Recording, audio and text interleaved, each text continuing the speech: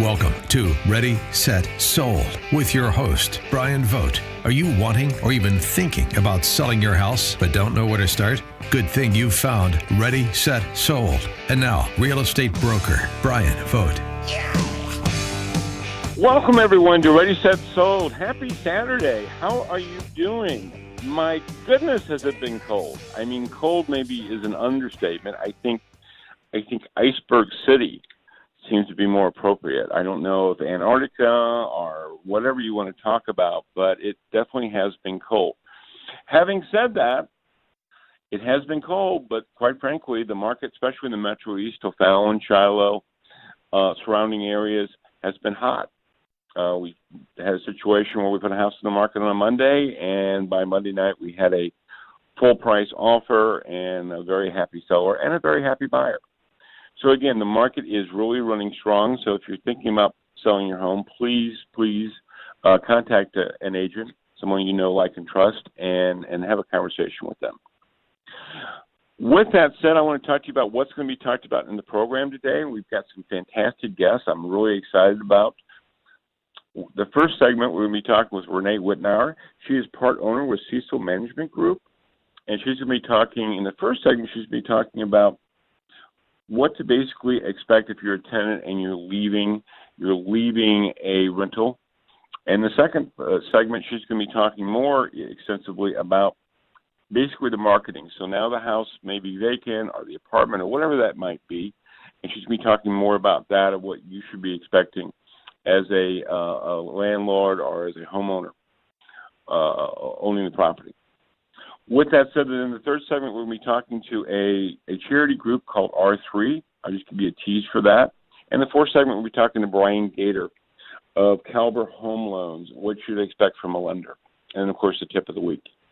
But here I am really excited to introduce Renee Witnaur. She has been in what I would call the leasing department business for well over a decade. She really knows her stuff. They are also a sponsor now of Ready, Set, Sold, which we're really excited about. But mainly her expertise is nothing short of amazing. I've known her for years. She just knows her stuff when it comes to leasing, and that means just about anything. I would start with her when you're talking about leasing anything, commercial, whether it's your home, whether it's apartments, anything. She just has that type of skill and knowledge, and that's why we're so happy, and I'm so happy that she's on the show, and she's a sponsor and going to be coming on a regular basis. With that, Renee, how are you doing?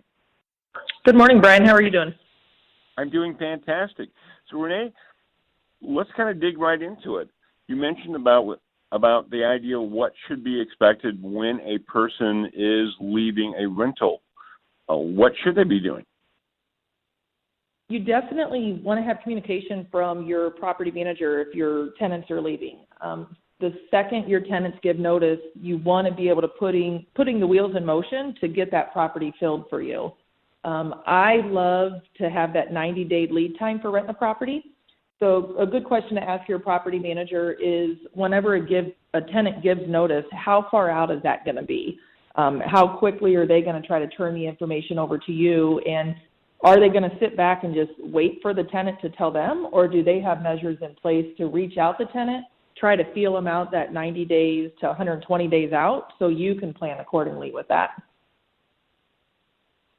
I see.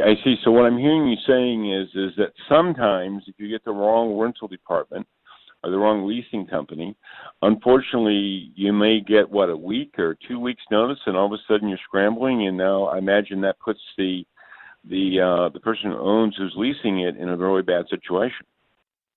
For sure. Unfortunately, I've heard from different clients and stuff that I've been able to pick up and partner with in managing.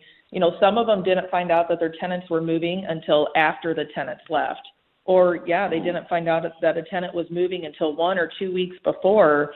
And not only is that not enough time to prepare financially for it, but, you want to have that marketing time frame. You want to have time frame to do maintenance and city inspections and everything that comes along with it. So, you want to make sure that your property manager is being proactive and not reactive whenever it comes to a tenant moving. Sometimes you do get a late notice where a tenant isn't willing to lock in. They don't want to give you an answer until 30 days from their lease expiration. What I encourage owners to do on that is at 60 days, throw it up on the market and see what can happen. Because if your tenant's not willing to commit to a longer-term lease, you may have a new tenant that's willing to commit. And that's what an owner needs, is that commitment to secure the property and make sure they got that steady income coming in.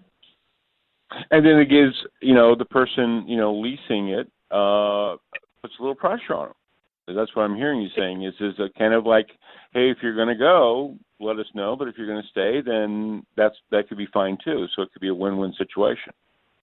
Exactly. And it does kind of put that pressure on them and let them know how serious it is. And, typically people that are moving, normally they know 30 days out. They may not want to tell you, but a lot of times they know. So if you just put that added little pressure on them, doing what you have to do to make it work for the homeowner, again, because the homeowner doesn't want to have a vacancy. So, you have to get that commitment. You have to have those difficult conversations with the tenant, letting them know why you're doing what you're doing. And hopefully if they're a good tenant, they'll renew off of it. But if they don't, you've already put the wheels in motion to secure a new good tenant for it. And that is so important. And I love that you brought this up because just a very quick story. I was talking to someone, this has been a little bit while back, but the leasing company, it wasn't you guys, of course, but another leasing company, basically the people didn't know, the homeowners did not know the people had left until they actually had happened to drive by. It was a situation where they just wound up driving by and the house looked vacant, and they actually called the leasing department, and the leasing department wasn't even 100% sure. And it was, to put it mildly, a disaster. And I think that's what you said, and that's what I'm hearing you talking about. It's not only the situation of financial, which is huge usually, but it's now getting that property filled up, and we'll be talking a little bit more about that in the next segment, but the importance of getting that property in there, because in that situation, they were literally losing, thousands of dollars, and the leasing company wasn't even 100% sure that the people had left. So and that's a situation like that. Is there something that you guys do that assures that? I mean, nothing's perfect, but is there steps that they should be looking for, maybe that you guys do? One of the things that I do, you can't just reach out to people by emails or phone call and say, well, I tried, but they're not answering. Go buy the property. I have one particular one now where the tenant's not communicating with us that they're moving out, but I got a notice from utility company that they have a forwarding address for 30 days from now. So we've probably made 4 or 5 trips by this house, leaving notes on the door, trying to get, using a key to go in to find out what's going on with this. We've gone extra steps as calling the emergency contact on the application. So the second that there's any inkling that somebody is going to be moving out and they haven't given you notice, your property manager has to do all their due diligence to try to find out what's going on and try to find out why. And also find out if it's marketable, because even if they're not communicating, but they're moving, you have to get in there and find out if it's marketable. That way you can get it up on the market right away. It breaks my heart whenever I hear that homeowners have to find out by driving by that their property was vacant. Unacceptable, absolutely unacceptable, because as a property manager, we have different reverts in place with utility companies. You do your drive-bys.